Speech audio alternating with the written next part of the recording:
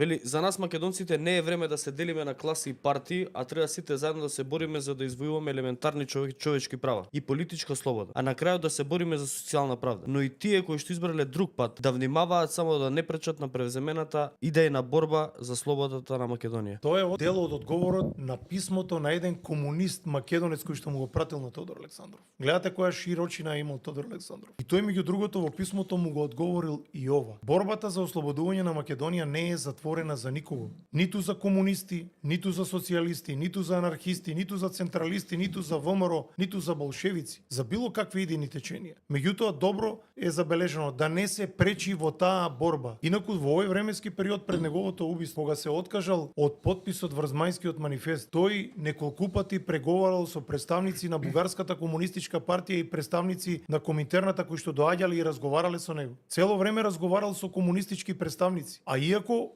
Тодор Александров во суштина е антикомунистички ориентиран, но тоа не му пречело да биде прагматичар кога е во прашање ослободувањето на Македонија. Меѓутоа гледате тука кој е интересен моментот. Додека Александров се обидувал да ги изглади недоразбирањата со комунистите по идеолошка линија, соопштенијата што доаѓале од Советскиот сојуз и од Коминтерната и од раководството на Бугарската комунистичка партија биле дискредитирачки за него. Имало насоки до сите комунисти или симпатизери, ако ги имало такви во редовите на ВМРО, да работат против Тодор Александров за тој да биде дискредитиран и отстранет од раководството на ВМРО. Гледате што е лицемерна политика. Од една страна разговарате со него за соработка, од друга страна му ги подкопувате позициите во организацијата каде тој е легално и легитимно избран. Ова е симптоматично во овој случај. Така што ако комунистичките фактори директно не учествувале во убиството на Тодор Александров, некои историчари ги нарекуваат интелектуалните убици на Тодор Александров. Тоа е уште полошо.